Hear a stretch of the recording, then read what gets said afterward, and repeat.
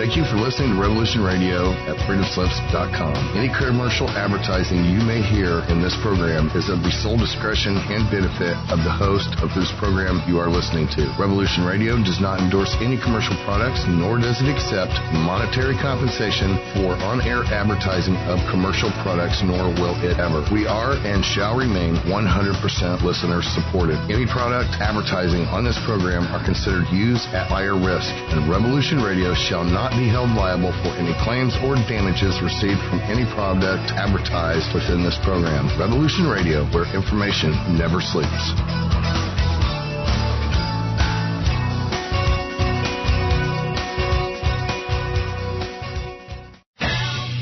I need somebody help, not just anybody help. You know I need someone. When I was younger, so much younger than today, I never needed anybody's help in any way. Now these days are gone, I'm not so self-assured. Now I find I've changed my mind and opened up the doors. Help me if you can, I'm feeling down, and I do appreciate you being around. Help me get my feet back on the ground. Won't you please help me? Well, this is Jim Fetzer, your host, with a delayed connection. Sorry about that, sports fans. We have so many important stories today. It's rather stunning, all things considered, because we have a fatwa issued by an Ayatollah for Iran. Let me begin with that story. Shocking stuff, really. A Grand Ayatollah in Iran just issued a fatwa designating Donald Trump as an enemy of God that normally results in execution. One of the most important Shiite clerics in the entire world, Grand Ayatollah Makarem Shirazi of the Iranian holy city of Qom, has just issued a fatwa that officially declares Donald Trump to be an enemy of God in Iran. Those who are designated to be enemies of God under Islamic law are normally executed.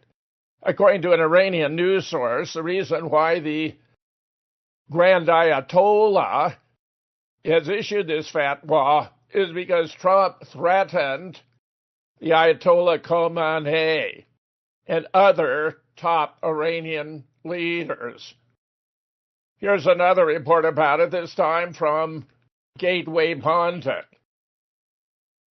Fatwa calling for Muslims to assassinate President Trump issued by Iranian Ayatollah. Iranian Shiite Grand Ayatollah Makarem Shirazi, 98, issued a fatwa calling on Muslims worldwide to assassinate President Donald Trump as well as Israeli Prime Minister Benjamin Netanyahu. The semi-official Iranian news outlet, Mehr News Agency, reported on its English language site Sunday, in part, Grand Ayatollah Makarem Shirazi has issued a fatwa in which he declares anyone who threatens leader and Shia Marja to be the enemy of God, who has to be fought against according to Islamic teaching. After threats were made by the criminal American president and leaders of the child-killing Zionist regime against leader of the Islamic Revolution, Ayatollah Sayyid Ali Khamenei, and the senior Shiite cleric known as Marja, a group of believers submitted a request to His Eminence Grand Ayatollah Makarem Shirazi regarding the duties of Muslims in response to such threats. Grand Ayatollah Makarem response to the question put forward by his followers is as follows. Any person or regime that threatens a leader or Marja, may God forbid, is considered an enemy of God. Grand Ayatollah Makarem said in his fatwa, which is a response to the question to him. The senior Iranian Shia Majah added that any cooperation or support for that enemy by Muslims or Islamic states is haram or forbidden. It is necessary for all Muslims around the world to make these enemies regret their words and mistakes. Stunning stuff. Meanwhile, if you look at U.S. restrictions upon our assassination of foreign leaders, it turns out that the U.S. does not have specific statutes directly outline their assassination, but Executive Order 12333, signed by President Reagan, prohibits U.S. personnel from engaging in or conspiring to engage in assassination. Additionally, 18 U.S. Code, Section 1116, prohibits the murder or manslaughter of foreign officials, official guests, or internationally protected persons. I just said Trump violated that, of course, when he assassinated General Soleimani in Iraq after luring him there on an alleged peace mission. The perfidy of the United States was stunning. Meanwhile, here is a more detailed breakdown. Executive Order 12333. This order, issued in 1981, expanded upon previous restrictions and explicitly bans assassination by any person employed by or acting on behalf of the U.S. government. 18 U.S.C. U.S. Code 1116. This statute, part of the U.S. Code, addresses the killing of foreign officials, guests, and protected persons. While not specifically targeting assassination, it criminalizes murder and manslaughter in these cases and defines terms like family for the purpose of law. International law. A ban on assassination is also supported by international law, including the UN Charter and the 1907 Hague Convention, which prohibit actions like poisoning, treacherous killing, and killing surrendered or disabled combatants. Limitations. While a ban on assassination is in place, it doesn't preclude the use of force against terrorist groups or individuals who pose a direct threat to the U.S., as clarified in a memorandum interpreting Executive Order 12333. Now, Trump could claim Iran is a terrorist state, and I'm not at all certain that that has been proclaimed, but it certainly is not out of the question that that could be the case. Meanwhile, Israel suffered extensive damage, as a Truth Seeker reports. Here's Larry Johnson. Despite the arduous efforts of Israeli censors to hide the devastation Iran inflicted upon Israel, with its barrage of ballistic missiles during the 12-day war, information is emerging that destroys the myth that Israel has an impregnable air defense. The map at the head of this article reveals sites targeted by Iran. Based on videos of strikes in Haifa and Tel Aviv, I believe, this is Larry Johnson, this map actually portrays a massive scale of the Iranian attacks. For the first time in history, Israel took a major beating.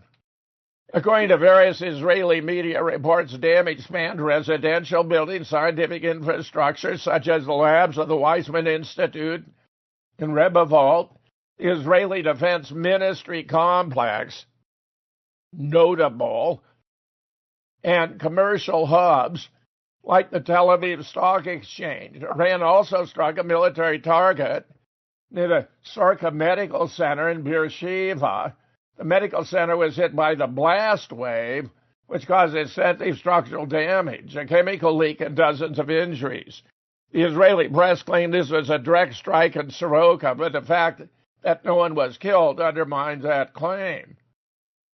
Iran can also struck the following residential areas: Bat Yam, 9 killed, over 200 injured; Ramat Gan, 9 buildings destroyed, hundreds displaced; Haifa, Tel Aviv, strikes near military headquarters and civilian neighborhoods. Now, it was rather important article. Michael Walsh, this is Europa. Tehran emerges triumphant in Israel and Washington's war with an explosive video.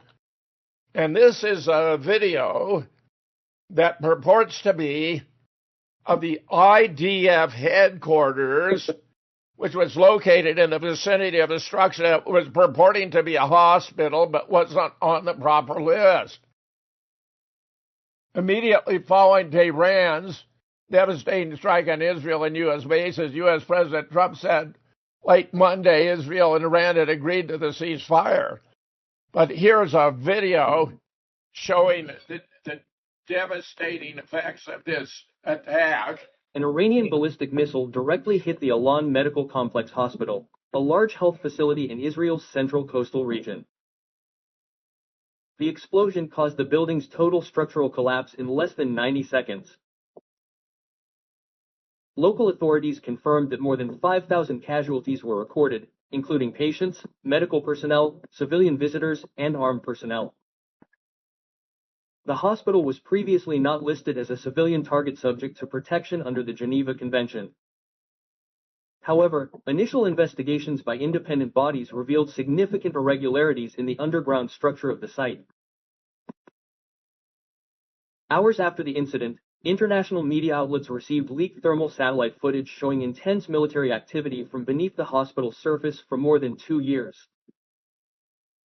This fact strongly suggests that the hospital was not only used as a medical facility, but also as a camouflage for an underground military command center.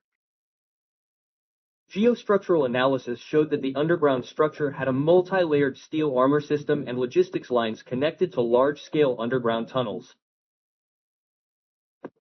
Israel immediately accused Iran of war crimes. However, evidence of a military base beneath the hospital has embarrassed the narrative in international forums. Law of war experts say the use of civilian facilities as military shields is a gross violation of international humanitarian law. Iran's defense ministry issued a brief statement hours after the attack. The target was determined based on months of aerial surveillance and thermal intelligence footage. The impact point was verified as a military communications control center disguised as a civilian compound. Meanwhile, a Chinese-made surveillance drone flown by a third party captured dramatic images seconds before the missile exploded.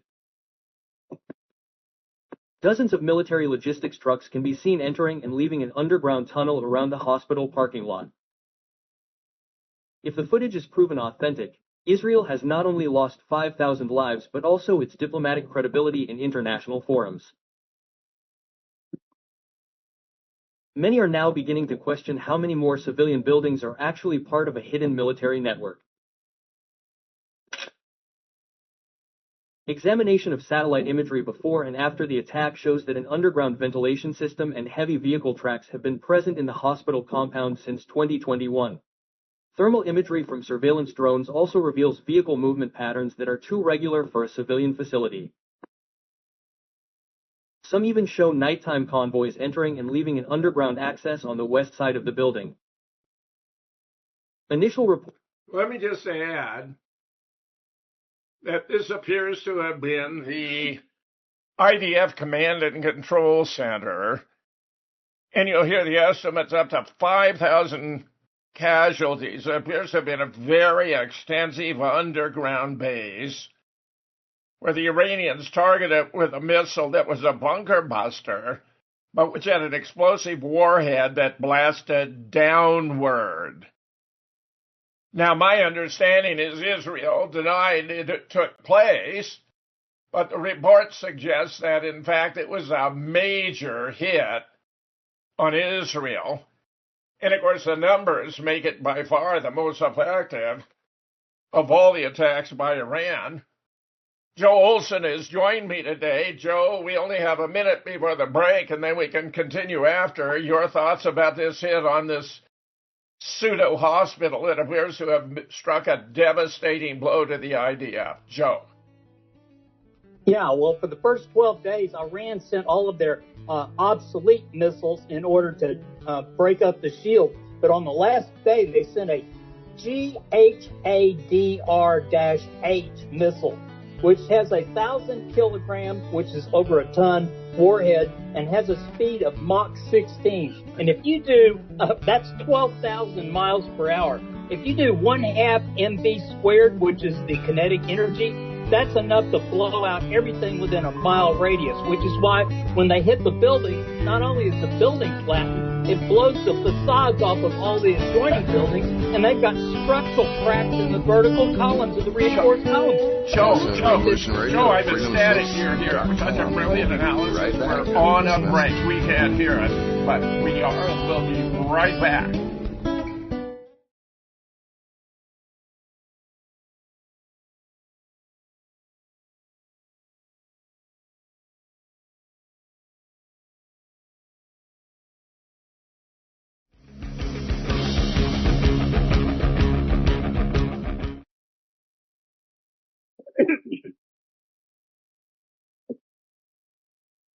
Well, let me add that Joe can give such a professional analysis because he's qualified in 4 different fields of engineering, including electrical, mechanical, structural, and civil, not aeronautical. Joe, that was just a brilliant critique of what happened here. As I say, while the Israelis are denying it, I think the evidence is overwhelming. Your thoughts? Yeah, well, let's start with a quote from Baudelaire. Satan's greatest trick is to convince you that he does not exist. 1864. We're dealing with a tremendous demonic possession of our whole entire planet. And the sheriff in Miami, John Mark Dougan, Dougan, was doing the investigative reports for the Epstein trial in 2016. And one of his sheriffs stumbled onto some good information, ended up getting killed. And he noticed the stuff that he was sending to Alex, born Renee, changed his sex to a man when he was 12 years old, or she was 12 years old. And that was the prosecutor in that stupid frickin' case that gave Epstein the wink. But Dougan realized what was going on. He downloaded all of his files and he went to Russia and he got asylum there and gave Putin copies of all of the Epstein files up to 2016. So Putin knows exactly what's going on. And 2 days before Netanyahu decided to do his Friday the 13th sneak attack, the IRGC hacked into Mossad's files and they got terabytes worth of information on all of the bullshit that Israel's up to, including all of the Epstein files, which implicate Donald Trump, Ivana Trump, and Ghislaine Maxwell were best friends for 10 years going out recruiting teenage models. So you have an enormous number of data points that prove that this scam is fixing to be blown so wide open they can't possibly cover it up. So the only thing they can do is to start a new war. And so how much longer is Netanyahu going to be able to exert blackmail pressure over Donnie the Don? Who knows? But it can't be too much longer before the whole rest of the world figures out what the F is going on. Nice points, Joe. Meanwhile, the Supreme Leader declares Iran will never surrender to the United States.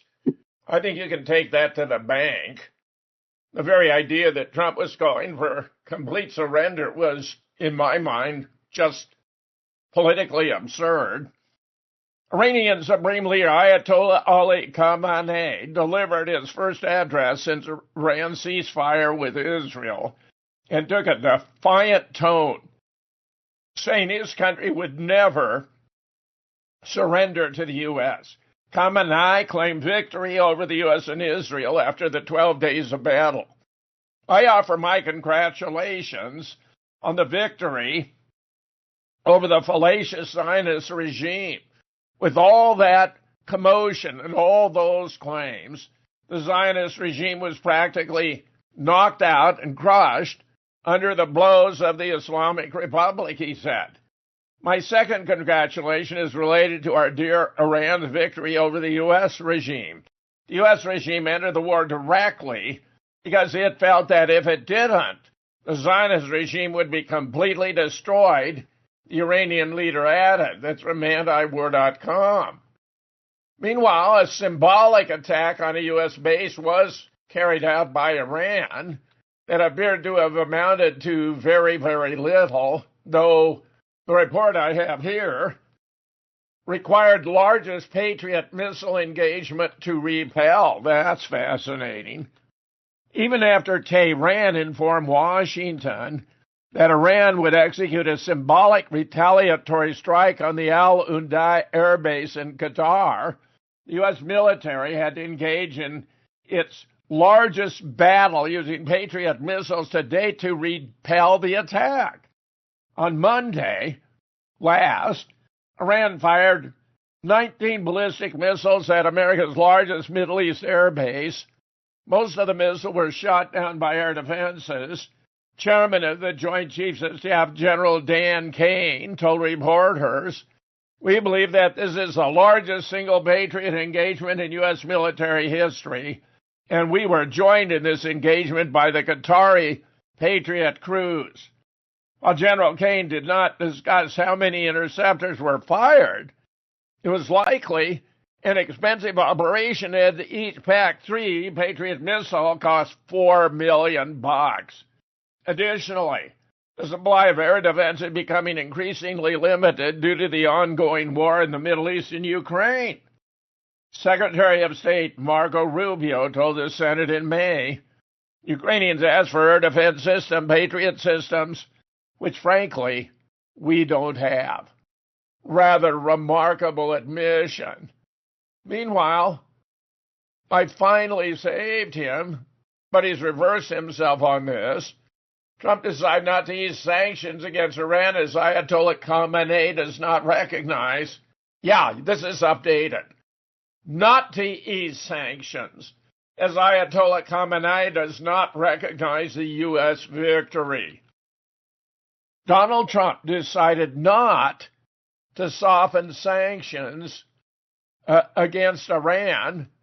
The American president did not like the statement of the supreme leader of Iran that Iran won the war with Israel. Trump posted his with indignation on Elon Musk's social network, X.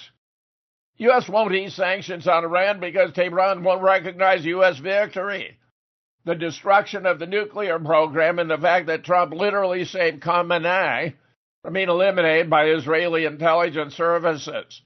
Outraged by the Iranians' denial of their achievements, the U.S. president said that he initially thought about easing sanctions against Iran, but seeing that Khamenei was lying, he decided not to do so.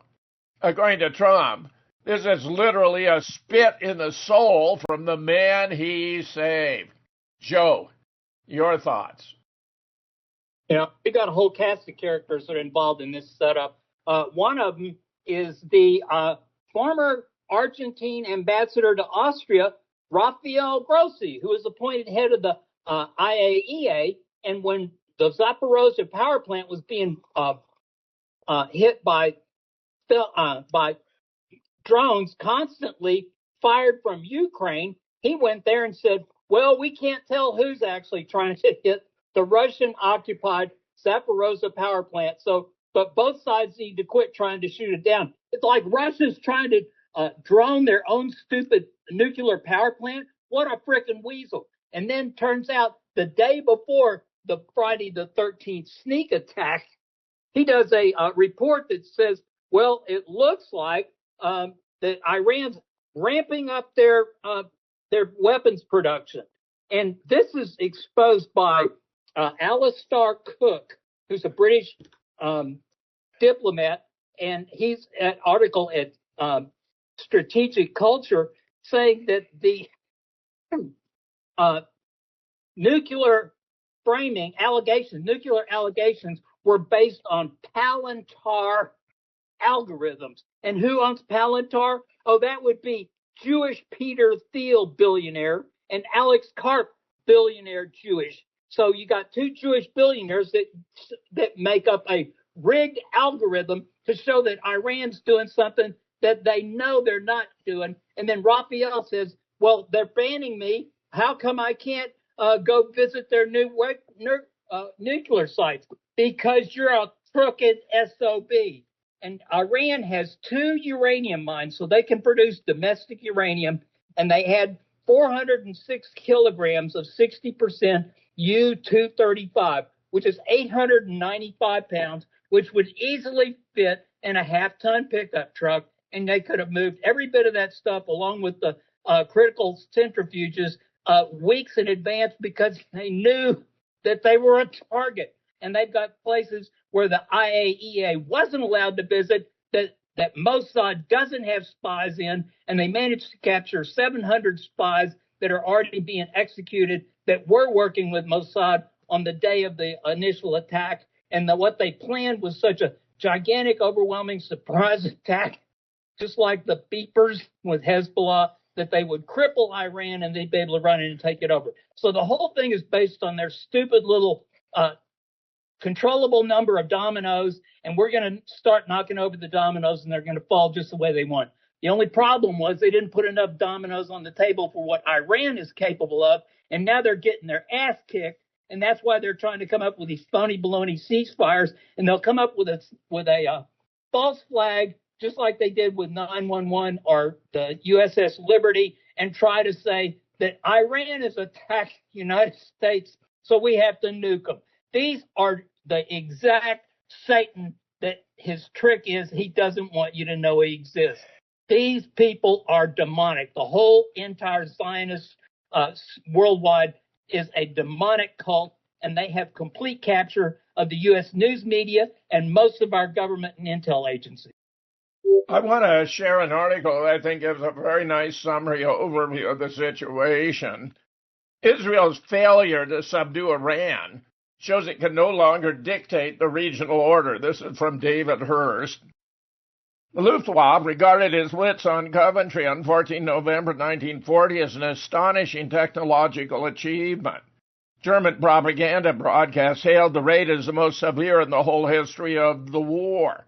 The chief Nazi propagandist, Joseph Goebbels, was so delighted with the raid that he coined a new term in its honor, to Coventry.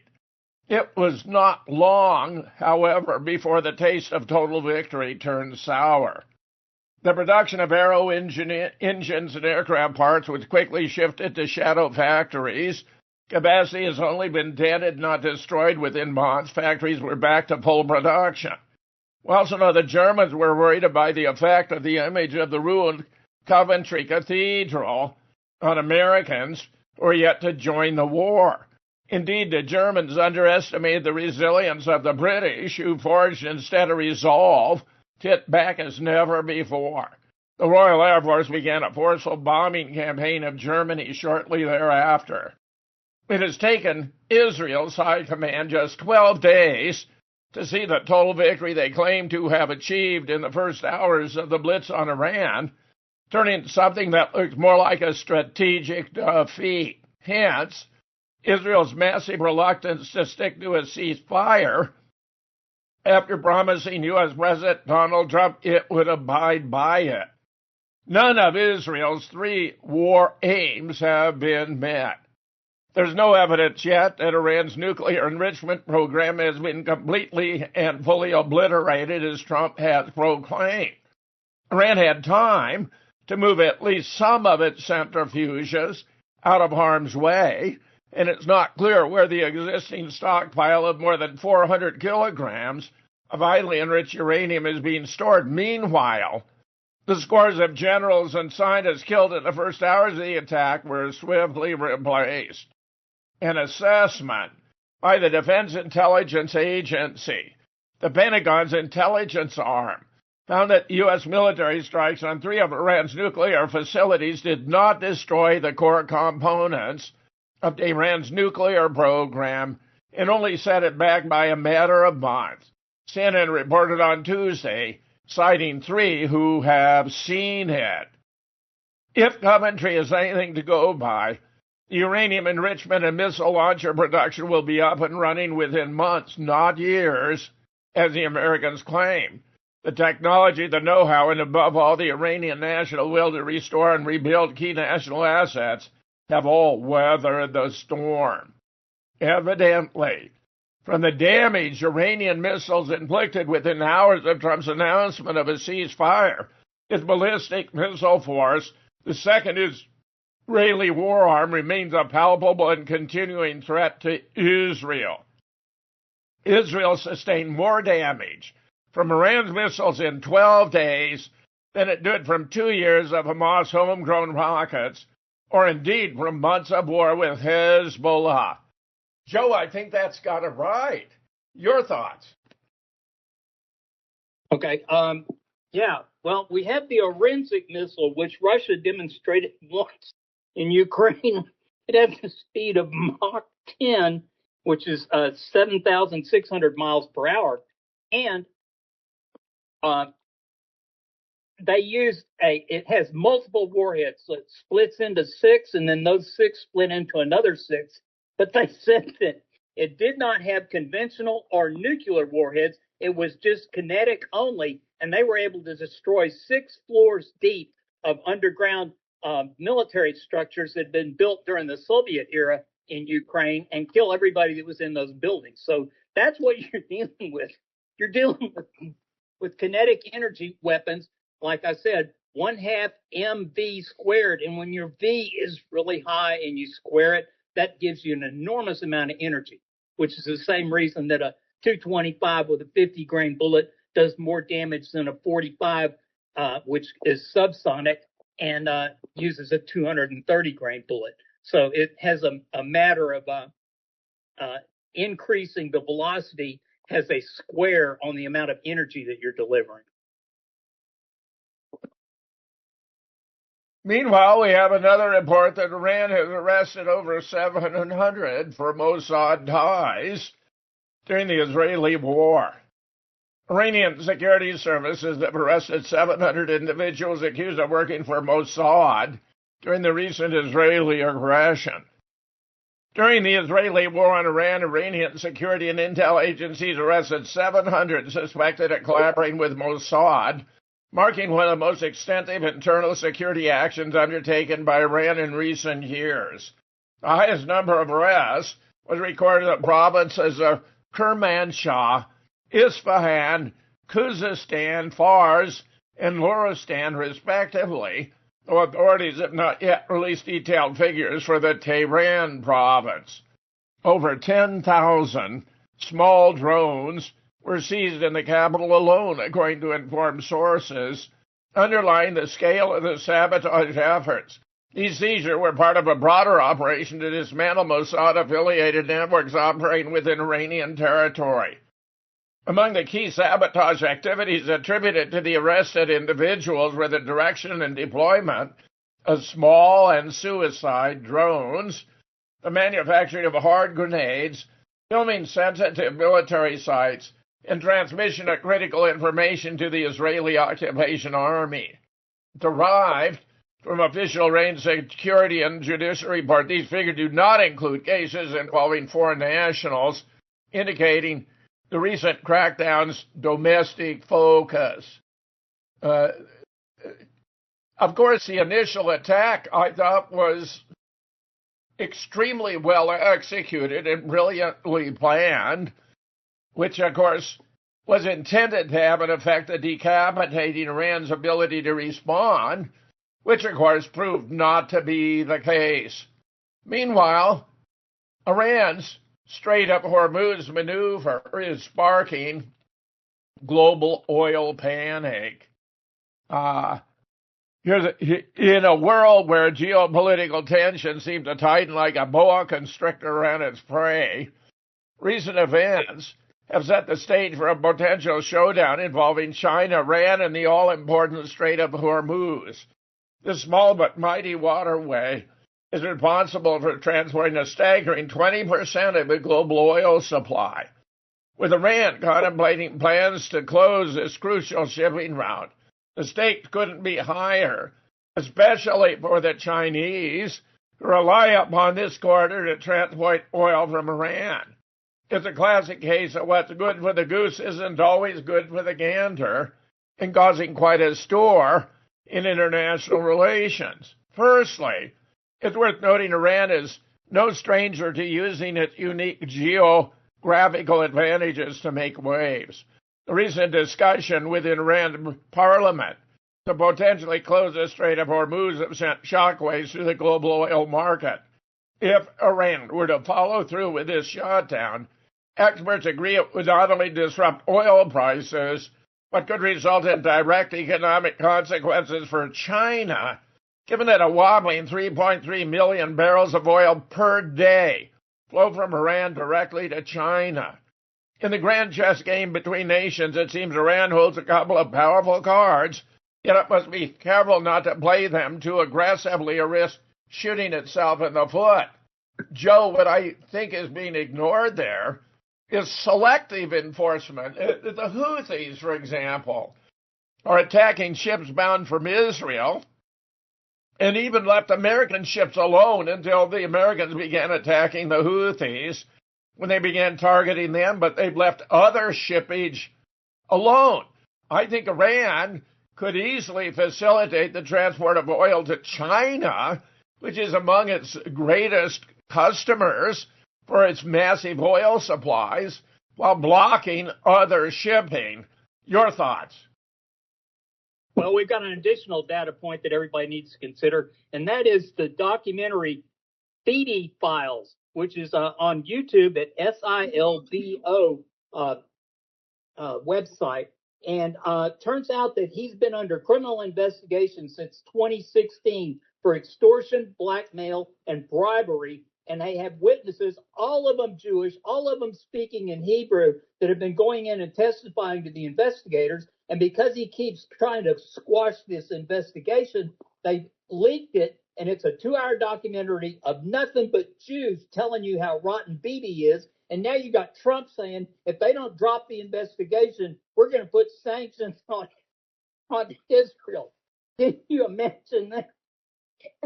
And then another data point was that on June 12th, China completed the final segment of the Silk Road going from China through Afghanistan into northern Iran, and they were going to be able to ship oil in tankers in less than 2 weeks to China instead of taking a month to ship it by ship all the way around. And so that was another data point, and they've stopped making deliveries on that because they don't want it to be a target for terrorism or for United States action. But that Silk Road is going to be open as soon as the smoke clears from the rest of the bullshit. And then we're going to be dealing with a whole different picture, because then Iran won't be limited to their shipping restrictions due to the stupid Persian Gulf and the Gulf of Hormuz. They'll be able to ship directly to China.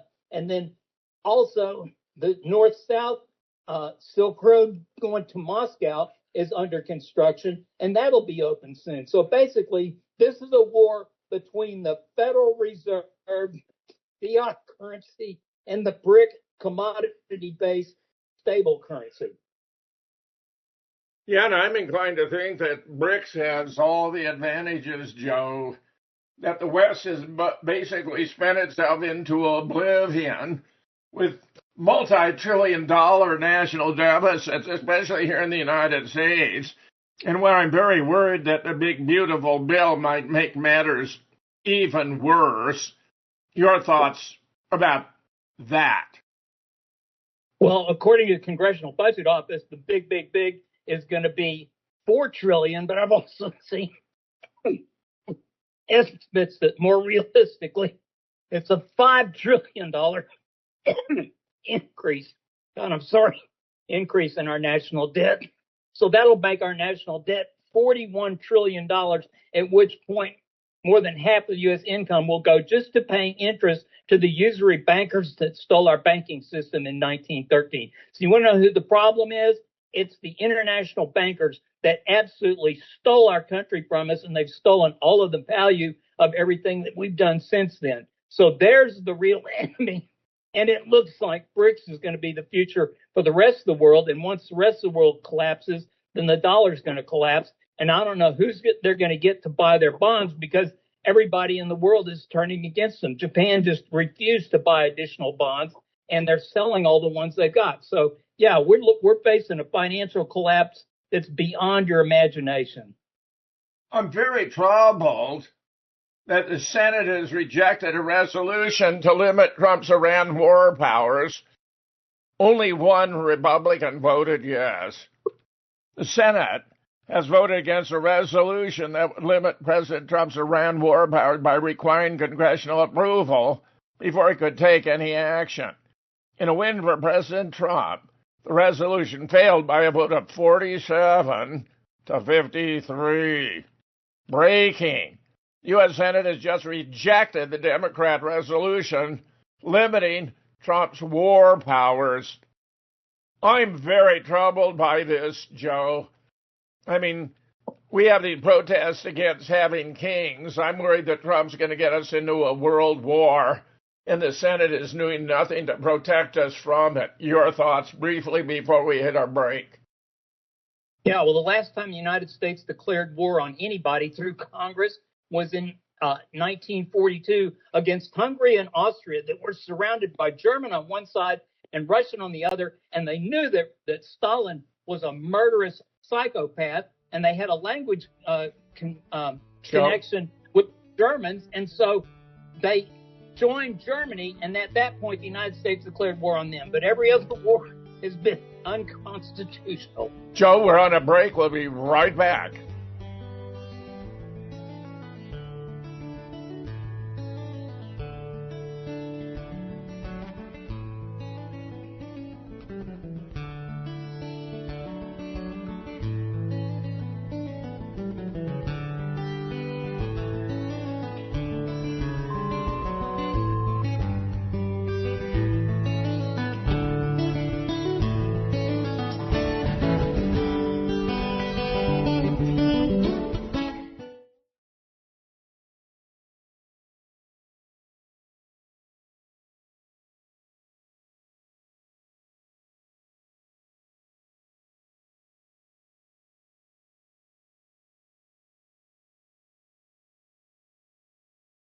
FreedomSlips.com, 100% listener-supported radio. He also said he we responds soon to Khamenei's statement that Iran won. And after he left the presser, the president uploaded a lengthy post to his Truth Social account blasting the Ayatollah.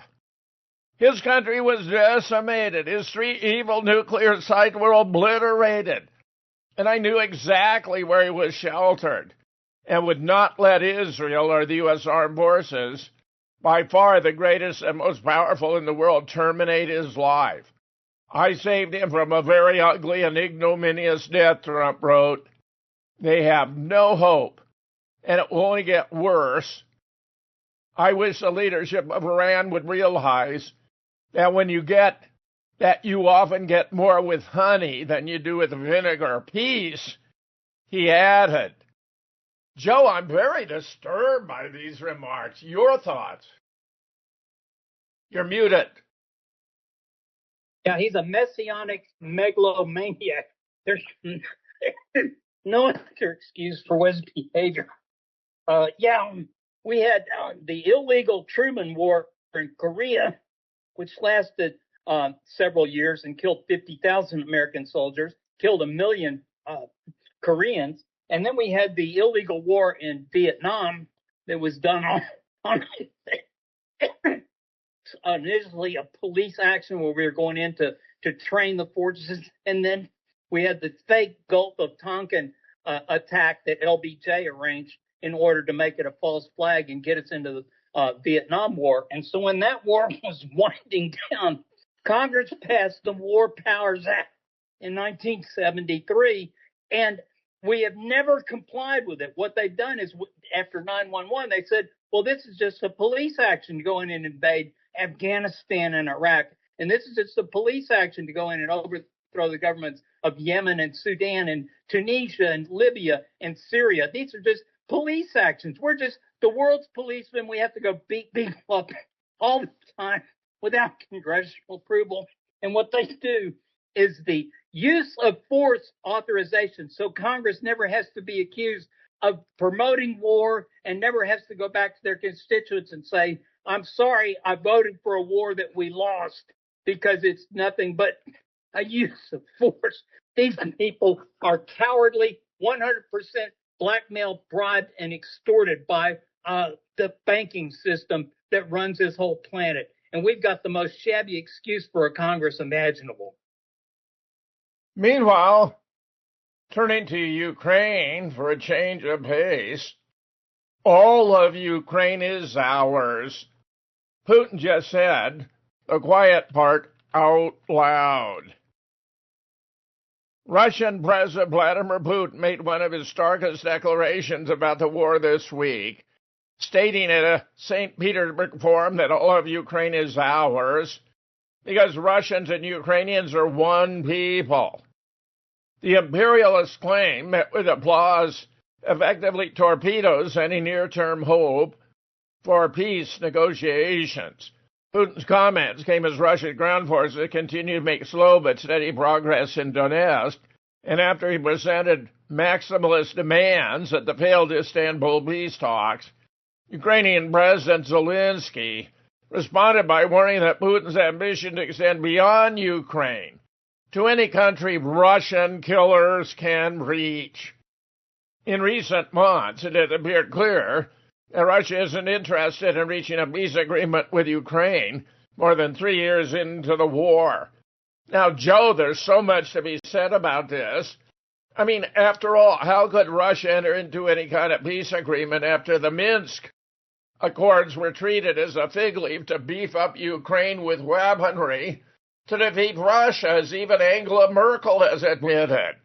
How can the Russia trust any Western claim after James Baker, Ronald Reagan's Secretary of State at the time of the dissolution of the Soviet Union, declared that NATO would not move 1 inch east, where now we know they've taken at least some 17 former Soviet bloc republics into NATO. I mean, the westward, in my judgment, is worthless, meaningless, mere propaganda, merely a cover story.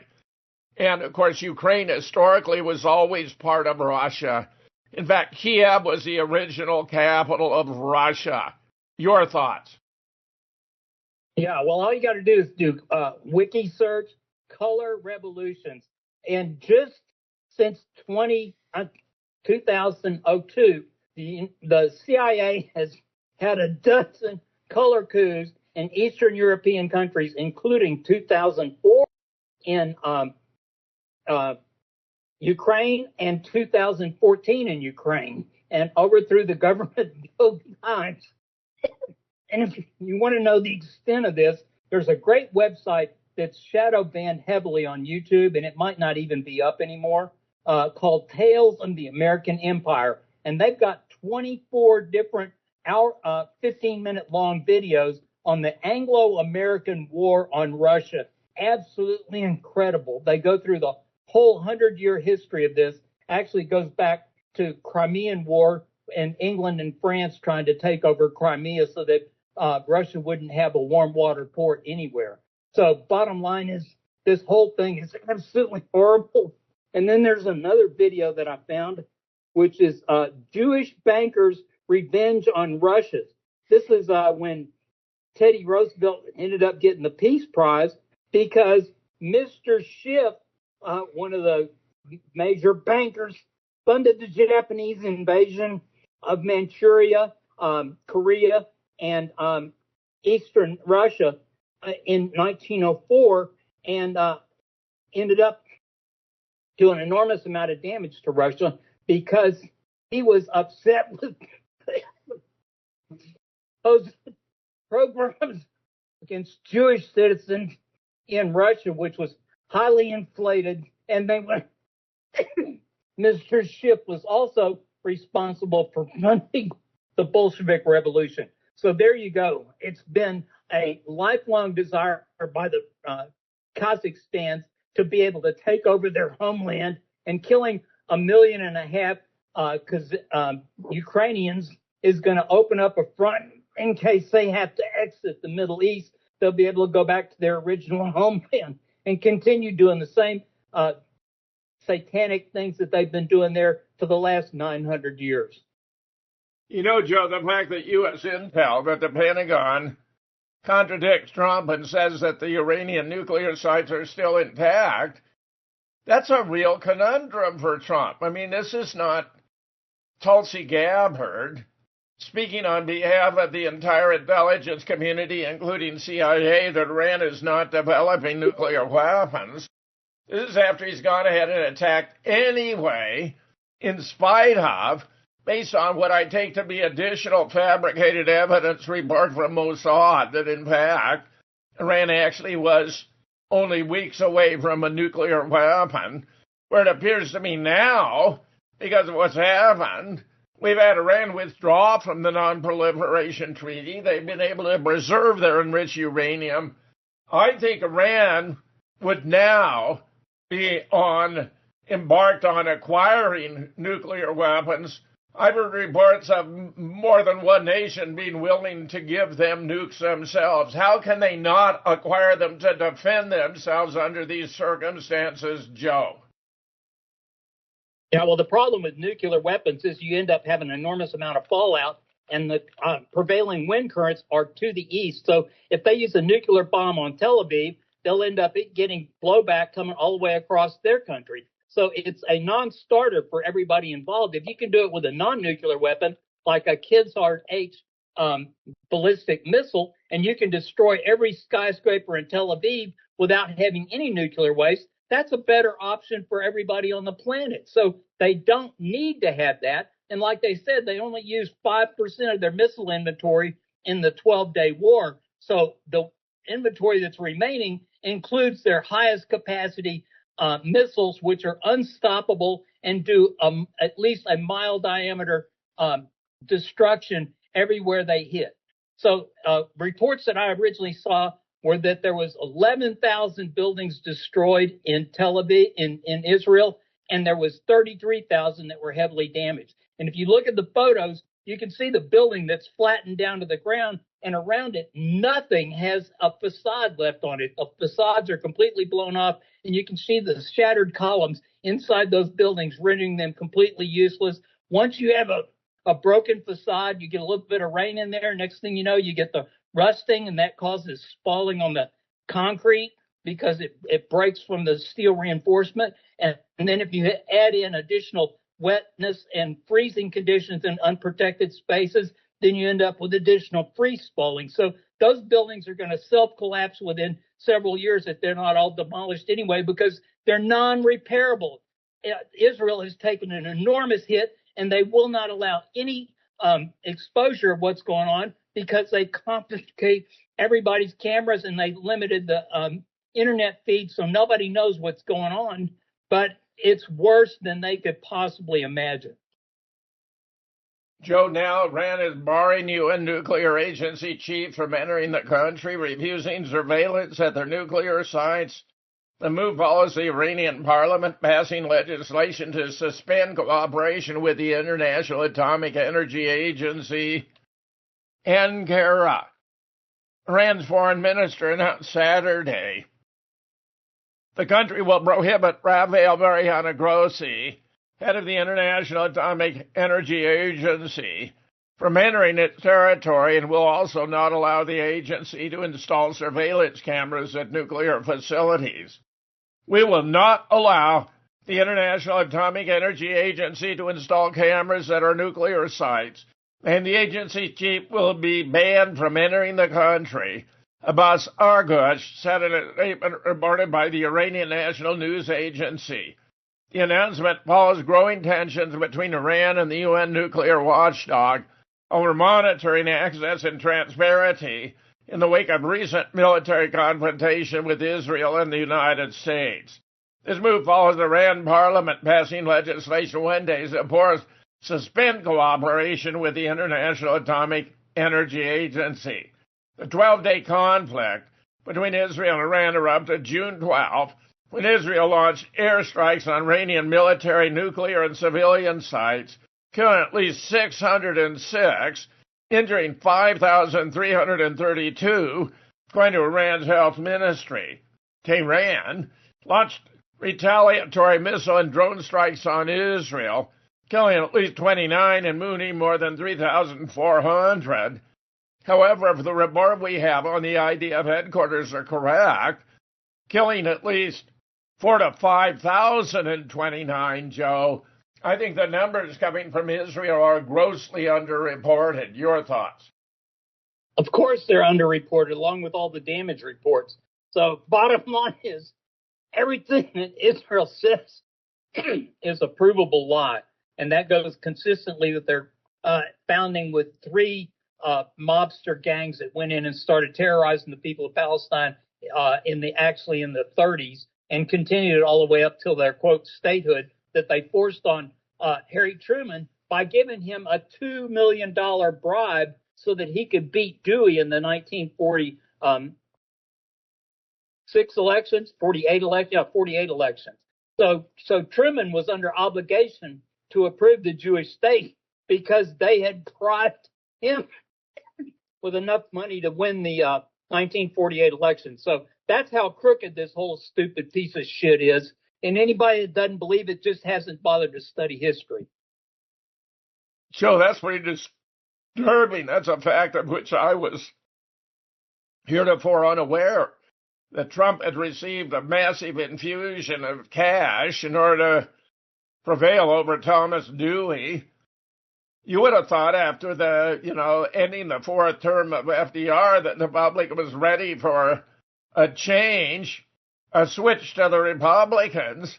It is rather anomalous historically that did not happen. Yeah, the money was delivered in $500,000 doses in suitcases during Truman's whistle-stop tour across the Midwest in the 1948 election. And he took the money and then deposited it in the bank, and that's how he managed to fund his campaign and was able to steal a vote from Dewey. And it's the same election that LBJ stole in Texas with tens of thousands of mail-in votes that were proven wrong. And he said, well, you can prove that I had 20,000 illegal mail-in ballots, but I can prove that the Republicans had 5,000 mail-in ballots. So all it's going to prove, if you try to bother me about this, is that I'm a better cheater than you are. And so the GOP didn't do anything about it. But they did change the state law restricting mail-in ballots in 1953. But our governor and our attorney general refused to enforce it because we were under lockdown in 2020 that was caused by the same Jewish parasites that run the big pharma racket. So bottom line is, if you don't understand how thoroughly captured we are, I'm sorry, but you better wake up and you better recognize that we have a truly demonic ruling on this planet, and it's by a group of people that Jesus threw the money changers out of the temple and called it the synagogue of Satan. And it's been that way for 2,500 years.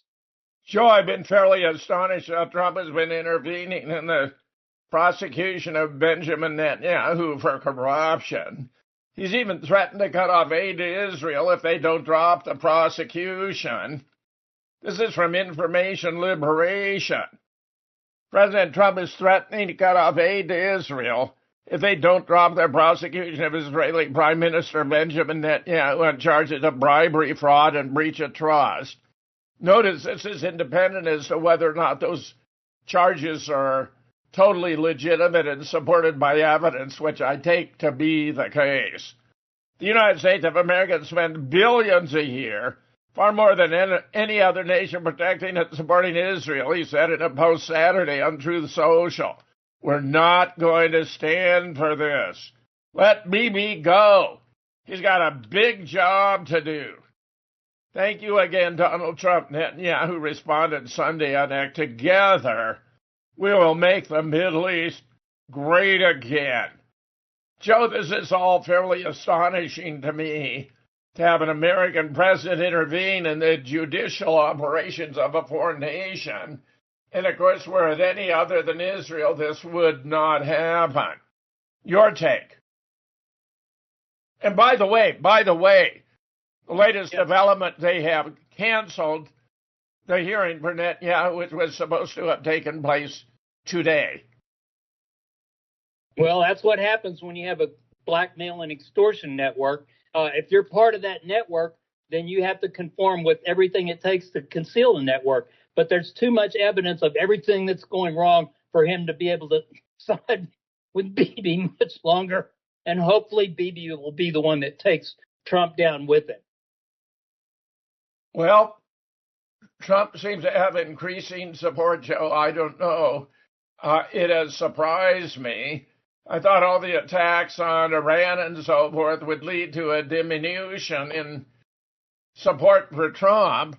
I do believe it has split the mega base. Netanyahu is even declaring he wants to visit the White House after the Iran war. Israeli Prime Minister Netanyahu wants to meet with President Trump at the White House in the coming weeks after the 12-day war on Iran, Axios reported. Israeli officials said Netanyahu wants to celebrate the joint bombing campaign with Trump as the Israeli leader is declaring the war a victory. Though Israel got hit hard by Iranian missiles right up until the ceasefire took effect, something President Trump has acknowledged. Israel got hit really hard. Those ballistic missile, boy, they took out a lot of buildings, Trump told reporters at the NATO summit at The Hague Wednesday. Netanyahu may be seeking additional military aid from the U.S. to replenish Israel's interceptors and bombs in the ongoing conflict. The Axios report said Trump and Netanyahu are closer than ever, and that U.S. and Israeli officials have discussed the possibility of Netanyahu's third White House visit this year. But so far, a date has not been set. There's another story about it from Zero Hedge, very similar in character. Israeli PM wants to meet with President Trump at the White House in the coming weeks after the 12-year war. He wants to celebrate the joint bombing campaign. He may be asking for additional military aid. According to a report from Israel Hayom, Trump and Netanyahu have reached an understanding for a potential deal that would end Israel's genocidal onslaught in Gaza and involve other moves in the region. But many of the terms are likely, I would say obviously, unacceptable to Hamas and Palestinians. According to the report, the terms include, first, Gaza hostilities will conclude within 2 weeks. Ending condition will encompass 4 Arab nations, including Egypt and the UAE, to administer the Gaza Strip, replacing Hamas. The replacing Hamas leadership will face exile to other countries while the hostages gain freedom. I don't think Hamas is going to buy that. Multiple nations globally will accept numerous Gaza inhabitants seeking immigration. In other words, they want to complete the ethnic cleansing. Abraham Accords expansion will bring Syria, Saudi Arabia, and additional Arab and Muslim countries to recognize Israel and establish official relationships. Israel will declare its willingness for future Palestinian conflict resolution under the two-state concept, contingent upon Palestinian Authority reforms. The United States will acknowledge a limited Israeli annexation in the West Bank. Yeah, right. A limited annexation in the West Bank. Joe, your thoughts? Yeah, in 2016, I saw a Jewish newspaper that said that Trump had been studying Hebrew and he hoped to be able to convert to Judaism someday soon. So basically, we've got somebody who has got Stockholm syndrome, and he can't admit that he's a foreign agent for a foreign country, getting us into foreign wars to protect the foreign country and allow it to do the Greater Israel Project, the Yinon Plan, which is to own everything from the Euphrates to the Nile. And that's what these SOBs are up to. And that's why I really wonder how people in the Mideast, particularly in Jordan, Saudi Arabia, UAE, and Qatar, how they can live with themselves knowing that they're the next targets after the Jews are able to take out Iran, because that's exactly what they plan on doing. They want to have complete control of the whole planet, and they think they can do it by having control of 20% of the oil that they steal from all their neighbors. Apologize for coughing. Yeah, Joe, I worry about your throat, your cough. Take your time. Meanwhile, here's a rather important article from InfoWars, which often publishes stories before they appear elsewhere. Did CIA Director Radcliffe push bogus Mossad intel to go Trump into a rain strike? I think this happened. President Donald Trump was duped into launching a futile strike on Iran nuclear facilities as part of a sinister plot orchestrated by Israel's Mossad. According to Max Blumenthal, investigative journalist and editor-in-chief of the Gray Zone, dubbed Operation Midnight Hammer by the White House. The attack was sold to Americans as a Top Gun-style triumph, but Blumenthal calls it Operation Midnight Scammer, alleging Mossad, with CIA Director John Ratcliffe as its stenographer, in other words, taking notes of Mossad talking points, fed Trump fabricated intel to drag the U.S. into Israel's war agenda.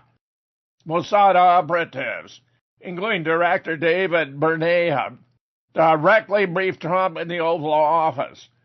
Blumenthal told Judge Andrew Napolitano during an episode of Judging Freedom on June 25th. And I tell you, Blumenthal is very good. I love what Judge Knapp does. They allegedly peddled wild claims, such as Iran being weeks away from a nuclear weapon and even planning to hand a nuclear warhead to Yemen's Houthis within a week, a notion Blumenthal's source, a Trump official, called absolutely laughable. The goal? To manipulate Trump into authorizing strikes on Iran's Fordow facility, which Blumenthal said were symbolic at best, getting empty tunnels after Iran had already moved its enriched uranium stockpile. Stand by, Joe. We'll be right back after this break.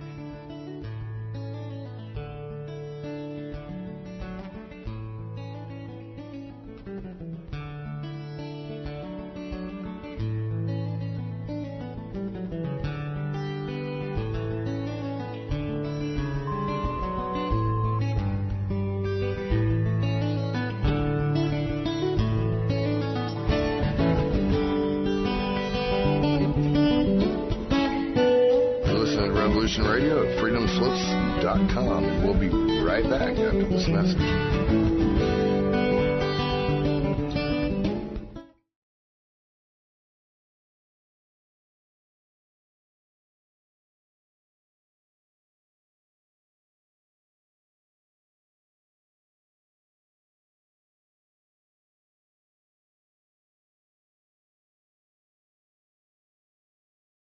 The government's own evidence contradicts the government's official position. 9/11 was brought to us compliments of the CIA, the neocons in the Department of Defense, and the Mossad. Don't let yourself be played. Read American Nuked on 9/11. Available at moonrockbooks.com. That's moonrockbooks.com. And that, of course, is in accordance with their motto. The opinions expressed on this radio station, its programs, and its website by the hosts, guests, and call-in listeners or chatters are solely the opinions of the original source who expressed them. They do not necessarily represent the opinions of Revolution Radio and freedomslips.com, its staff, or affiliates. You're listening to Revolution Radio, freedomslips.com, 100% listener-supported radio, and now we return you to your host. See the TruthStream media video on the CIA Lookout Mountain? They've been messing with the film industry since the start of World War II, and they've affected tens of thousands of movies. They have the military to provide free props if the script meets what the military wants, and every bit of it is like programming, and that's what we grew up watching as kids We watch nothing but CIA programming about the wonderful military-industrial complex and how they can do nothing wrong. And let's get back to the guy that coined that phrase publicly, and that's Dwight D. Eisenhower, who was a CFR member from 1924. His entire career benefited from being a CFR member. He was 100% involved in everything with the military-industrial complex. But in 1961, as he was leaving office, he decided to do a Pontius Pilate exit and wash his hands and say, beware of what's been ruling your country for the last 50 years. I know, because I was eyeball deep in it. What a rotten piece of shit. And you ought to see what he did in the Rhine Valley Gardens, where they've had tens of thousands of German POWs that we starved to death in 1946. So tell me again what a wonderful American president he was. In addition to that, in addition to that, Veterans Today had an article about how Eisenhower had approved 2,500 nuclear tests during his 8-year term in office. So there's your guy that has nucleified the whole entire planet. Absolutely a disgusting individual representing an absolute disgusting Mickey Mouse toy trinkets. From the political brawl websites, the neocons and the never-Trump Democrats were wrong about Iran. I'm 35 years old enough to remember when the Democrats were supposed to be the party of anti-war. But these days, if Trump wants peace, they want war. Of course, I believed in Trump originally, Joe, because he was a peace candidate. But it's clear he's turned into a warmonger. Well, Trump and the media battle over whether Iran's nuclear sites were annihilated. The focus on BDA, battle damage assessment, is missing the forest for the trees. First off, every American should be thrilled that, while on the precipice, we're able to avoid falling into yet another power vacuum used to justify yet another regime change forever war in the Middle East. Did Iran's nuclear enrichment centrifuges get obliterated into bitty smithereens? Probably. Is Iran's nuclear program delayed by months or even years? Yes. Did we avoid putting boots on the ground? Yes.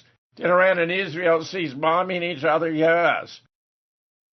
These are three affirmations of what mattered most at the time. Joe, clearly, he doesn't have his facts right, because it's very clear that the centrifuges and their nuclear enriched materials were not obliterated.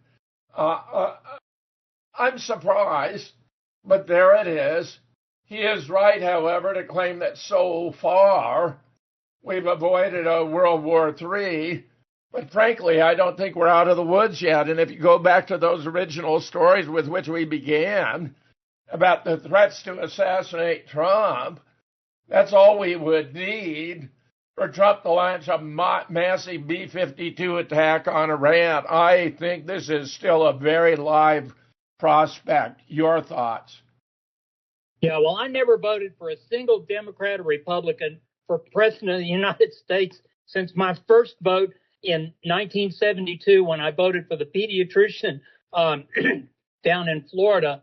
Gosh, I had his name and then I forgot it for just a second. But anyhow, I voted for him instead of voting for Tricky Dick or McGovern because I knew they were lying. And I voted independent in every presidential race. I voted for Ross Perot twice. I voted for Ron Paul 3 times. I voted for Ralph Nader 3 or 4 times. I voted for anybody that wasn't a Democrat or Republican until 2016, when the man who promised he was going to be for peace ran and won the election. I thought, well, this is great. And then it didn't take 3 months before they set up a fake gas attack in Syria. And Ivanka came in and goes, look, Daddy, there's a dead baby because they're using chlorine gas. And so he launched 70 Tomahawk missiles in April of 2017. I absolutely threw up when I heard that. And then the next year they pulled the same trick and he launched 100 Tomahawk missiles.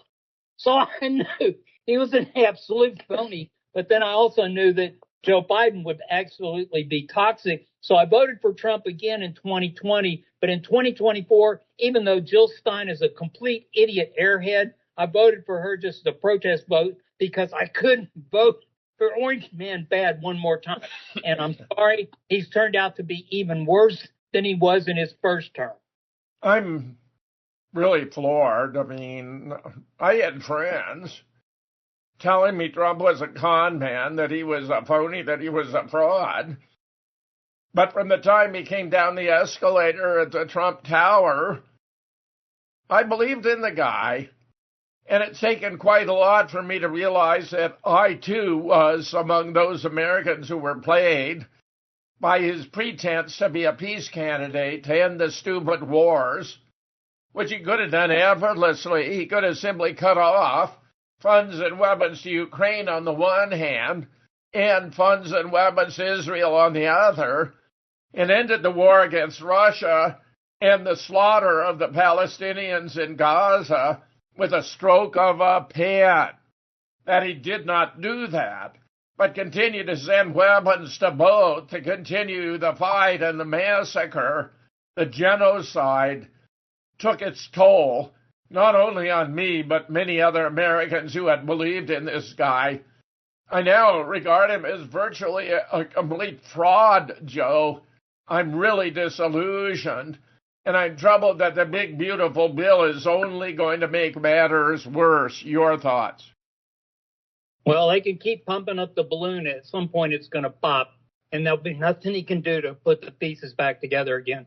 Yeah, it's absolutely 100% a fraudulent puppet show. And I wrote about this in one of my satires that's Slaying Fake Science. It's called Rice or Romney That Must Have Zombie Treat. And I wrote this at the time that Mitt Romney was stealing the presidential nomination from Ron Paul in Miami. And he said, well, I'll get Condoleezza Rice. That way I got a twofer for a VP. I got a black woman and nobody can vote against me and her.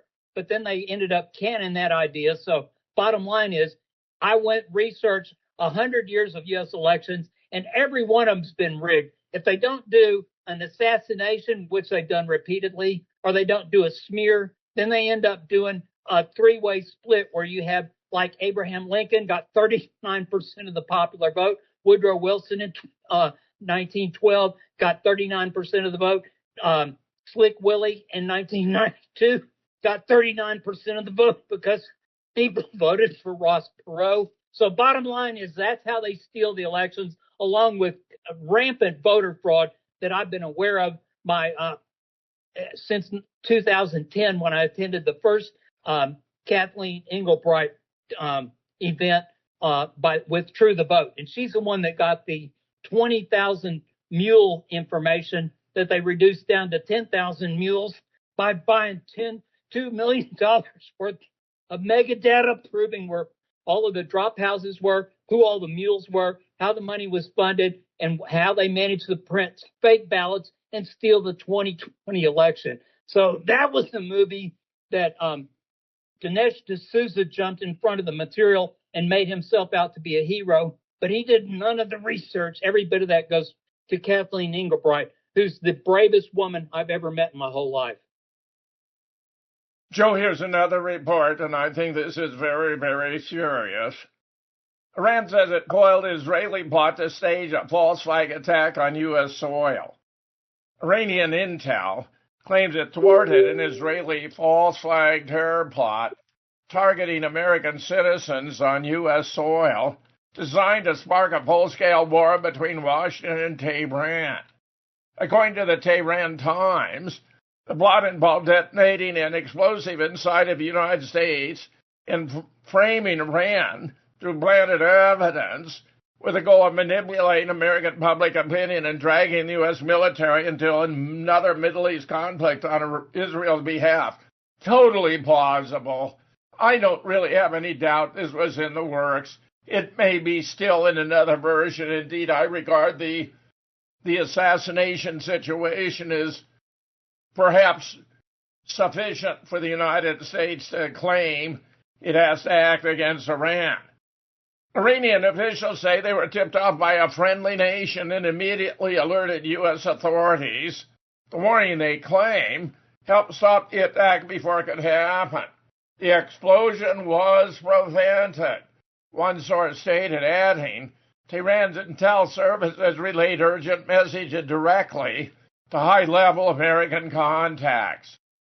The revelation comes just days after a tense ceasefire pause, a 12-day conflict between Israel and Iran, during which the U.S. launched strikes on Iranian nuclear sites.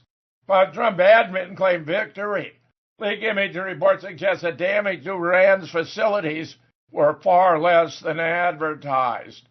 Iranian sources now allege that President Trump responded to Iran's assistance by quietly lifting sanctions on Iranian oil export to China.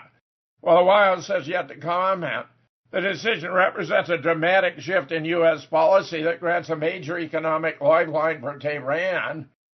I don't see how U.S. sanctions can affect Iranian transfers of oil to China. Joe, your comments. Yeah, well, they're going to have a hard time doing that without blocking international shipping. And the problem they've got is that the hypersonic missiles that Iran have are perfectly capable of taking out aircraft carriers and every other surface fleet.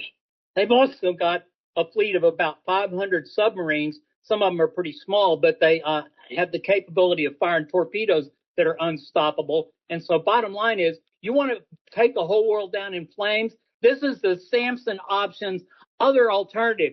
Netanyahu may not have to use his 400 illegal nuclear weapons. He may just be able to kick enough cans over to start fires that end up blowing every oil refinery in the Mideast, and then we'll have a Samson option where it's like Sun Tzu said, it's an evil man who will burn down his nation to rule over the ashes. And that's exactly what we're dealing with. There's a pair of psychopaths that will burn down the world in order to claim they rule over the ashes. It's disgusting. I wish we lived in a better world. I wish we had better leaders. I wish somebody would expose enough of Trump's blackmail evidence that he ends up admitting that, yes, he is being blackmailed, and that they have been blackmailing him, and that he apologizes, and that he will no longer defend Netanyahu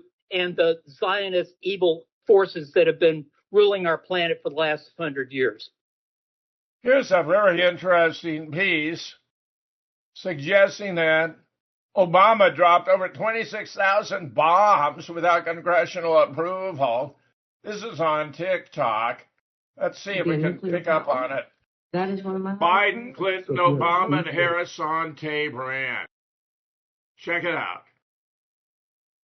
If I'm the president, we will attack Iran. Whatever stage of development they might be in their nuclear weapons program in the next 10 years, during which they might foolishly consider launching an attack on Israel, we would be able to totally obliterate them. That's a terrible thing to say, but those people who run Iran need to understand that. Make no mistake, a nuclear-armed Iran is not a challenge that can be contained. It would threaten the elimination of Israel, the security of Gulf nations, and the stability of the global economy. It risks triggering a nuclear arms race in the region and the unraveling of the Non-Proliferation Treaty. That's why a coalition of countries is holding the Iranian government accountable.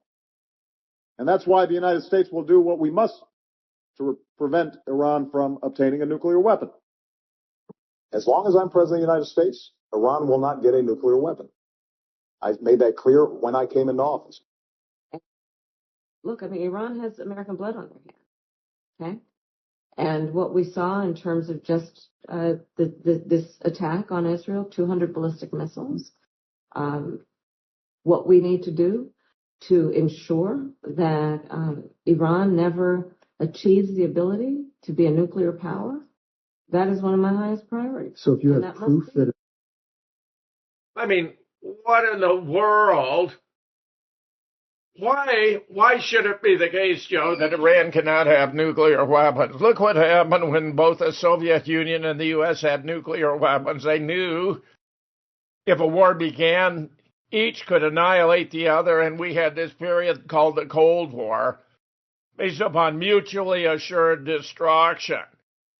Not allowing Iran to have nukes gives Israel primacy over the Middle East because it is nuclear armed, even though it's been cleverly denying it possesses, or neither claiming or affirming, because, of course, under U.S. law, the United States is not permitted to give foreign aid to any nation that has undeclared weapons of mass destruction, but administration after administration has just ignored it.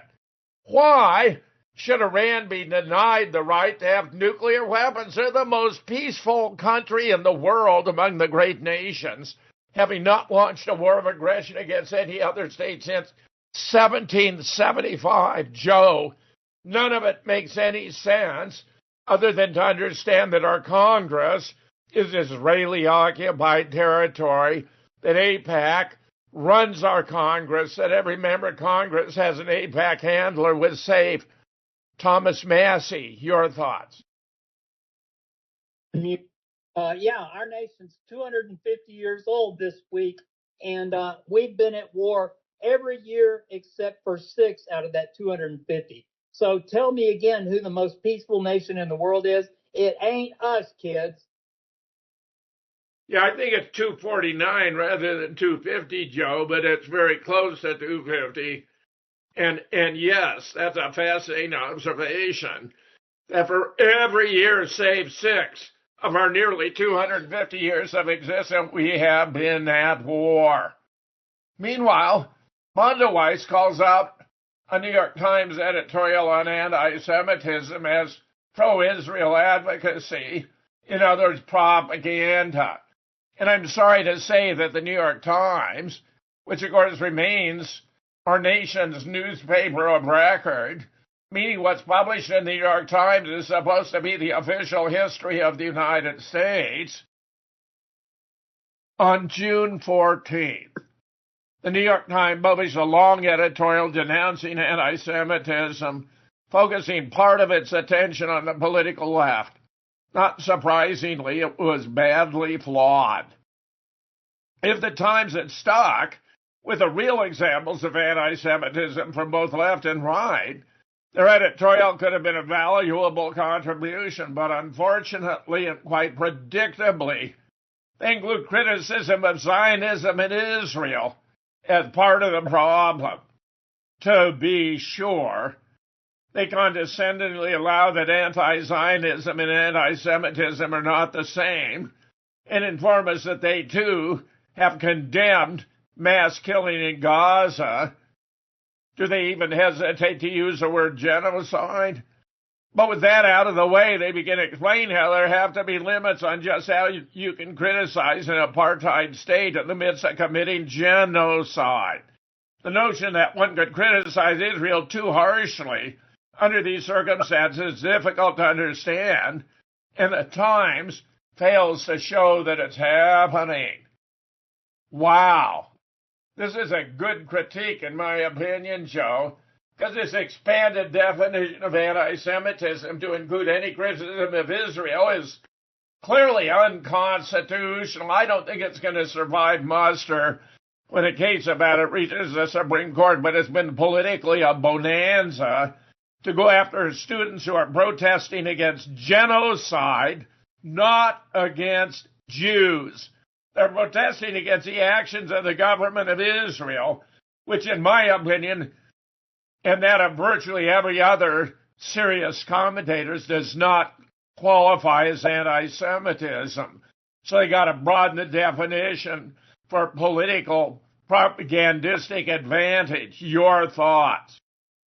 Yeah, well, the New York Times has been a Jewish-captured propaganda network since the very beginning, along with the London Times. London Times was owned by Rothschild, and he also ended up buying Reuters syndicating service so that he could filter the news that's being produced as supposedly independent research for all the other news networks. So bottom line is we've had this complete monopolization of the media to the point where it's all 100% Jewish-controlled, directed narratives about absolutely about absolutely everything, and it's disgusting that the only thing we've got against that is a semi-free internet. But you're going to wonder how much longer they're going to allow that, because Palantir is trying to do everything they can to shut down social credit scores for anybody that complains about anything wrong with the system. A final story for today, Joe. Research suggests Biden's auto pen signatures may not be his, likely Jill's, meaning all auto pen signed documents are forgeries from the Gateway Pundit. On Feb 2021, a Missouri pharmacist reached out to the Gateway Pundit and shared his observations on Biden's signatures to date. The pharmacist noted, "I'm a pharmacist in Missouri. I read a few days ago that none of Biden's executive orders have been posted to the Federal Register. So I looked, then a few days ago, those executive orders are showing up. However, I may have accidentally discovered his signature may be a forgery." Comment, very interesting. Could call every document signed with the auto pen into question. I believe this is the fact, Joe, that all of those auto pens are forgery. I mean, this is suggesting it wasn't even Joe's actual signature, but Jill faking Joe's signature that created the auto pen signature. Your thoughts? Yeah, well, that's what happens when a criminal syndicate runs the world. They have no boundaries on decency and no boundaries to follow any kind of laws. So this is exactly what you would expect under the current criminal syndicate that runs our nation. Unfortunately, I wish we lived in a better world. I do everything I can every day to try to wake people up to what the actual facts are so that we can create a better world. But it's an enormous task. And thank God we have people like James Spetzer who've been standing forward on this for a long time. And Jim and I go back to 2015 when we did our first interview, 2016. We did our first interview together called Unequivocal 911 Nukes. And we did 24 interviews on YouTube that when he got into his little tip on Sandy Hook, they took all of those videos down. But some of the material is up at other places. But I met Jim in 2018 at the JFK conference in Dallas. And we got to spend 4 days together sharing lunch and dinners and breakfast and sharing stories. And he's an absolutely wonderful man. And I admire everything that he's done for truth, for sake of humanity. Joe, you're very kind to say those things. I believe our series about global warming have been among the most important of our mutual contributions. And I just want to applaud you for being so thorough and systematic in exposing that the whole global warming narrative is a colossal fraud contradicted by real evidence that we're actually at a low point in Earth's temperature, the average temperature lower than it's been in the billions of years of Earth's existence. And I just want to congratulate you for that brilliant work. I think it was a major contribution, Joe, and I'm very proud to join you in those episodes. Your thoughts? Yeah, I started writing in 2009. I wrote my first major web post article, posted at InfoWars, excuse me, in April 2009, called Hoax of the Century about the global warming fraud. And then the next month, InfoWars did a 4-hour-long DVD premiere with architects and engineers for 911 Truth. I went up and attended that event with Alex Jones and Richard Gage, and so I was well aware of the stupid thermite hypothesis, but I didn't make any comments about it until after they started running articles at Veterans Today called Nuclear Education. And that's when I did that first interview with James Spetzer, and I've written 3 great articles on that. I've got a great interview that I did with Boston 911 Truth. It's on their Rumble site, and it was February 20th, 2025.